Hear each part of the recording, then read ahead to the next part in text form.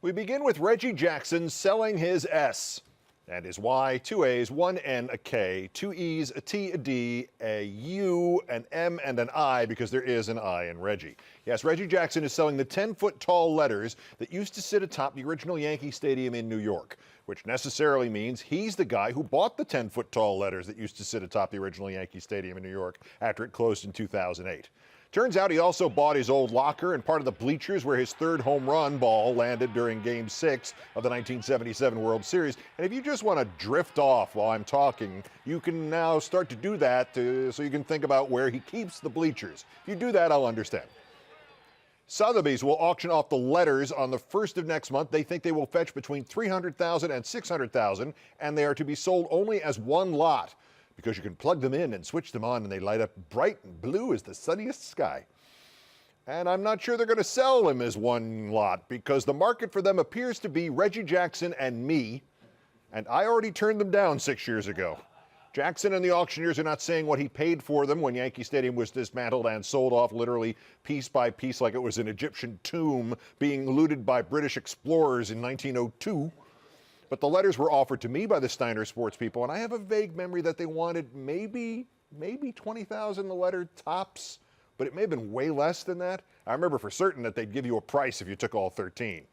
And I thought about just getting the K, but it was 10 feet tall and nearly 10 feet wide, and there was the small problem about the front door at my place.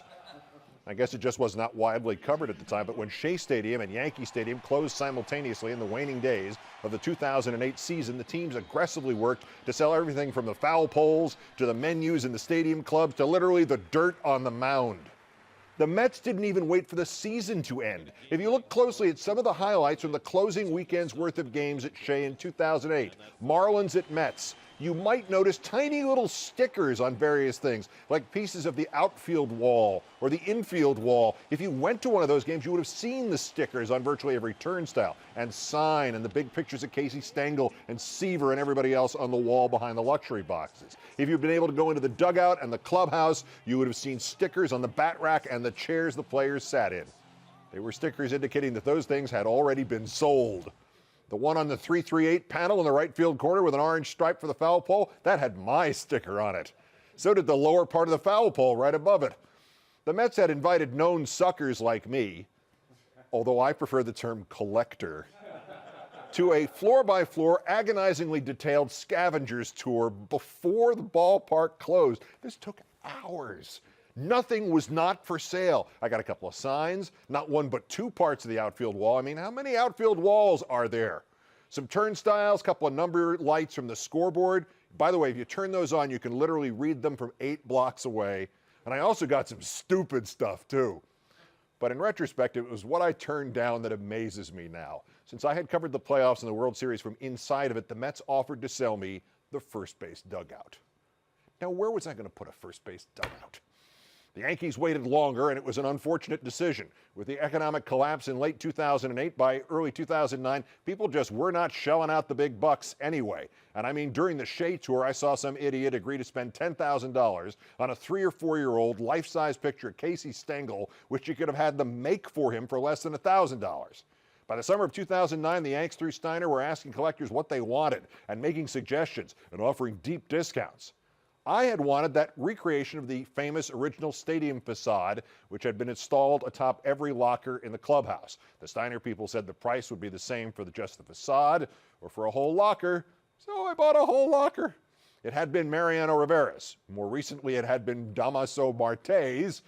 And sure, it throws off the decor of the living room a little bit, but as I tell the girlfriend, hey, it could have been worse. Could have been a first base dugout. The reason I bought, and 9/10 of this stuff is in very expensive storage, is that prior to the looting of Yankee and Shea stadiums, this kind of memorabilia just wasn't not preserved. It wasn't sold. I mean, lots of suckers like me, I prefer the term collector, have stadium seats, but how many of us have stadium walls? Look at the old footage of the destruction of Ebbets Field in Brooklyn or the Polo Grounds or almost any other old stadium, and it's exactly that. It's destruction.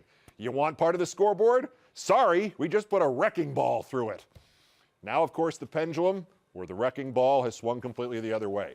The 49ers and the Giants sold everything in Candlestick Park in San Francisco except bags of air from Kanye West's appearance there. They may have sold everything right down to Colin Kaepernick. But the moment the stadium artifacts business jumped the shark from the sublime to the ridiculous was not this auction, but the one in November 2005 when the Cardinals dismantled Old Busch Stadium. They got $21 grand for the locker of Albert Pujols when they liked him there, and $4,300 for one of the foul poles, which, by the way, is a hell of a price if you have some place to keep an entire foul pole. But what will live in infamy was the Cardinals selling the home team urinal. Opening bid was $100. The winning bid was $2,174. Who would buy such a thing and then proudly put it up on his office wall? Courtney Shands. That's who. Dr. Courtney Shands. Dr. Courtney Shands, urologist, South 40 Drive, St. Louis, Missouri. In his collection, it is, of course, the ideal specimen. Maybe he wants Reggie Jackson's Yankee Stadium letters. I mean, look, from the 10-foot letters spelling out Yankee Stadium, you take the K from Yankee, then the I, then the D from Stadium, then the N, then take one of the E's, you finish it with the Y from Yankee, kidney. That would look well in a urologist's office. There are even enough letters left over to make the sign read Team Kidney.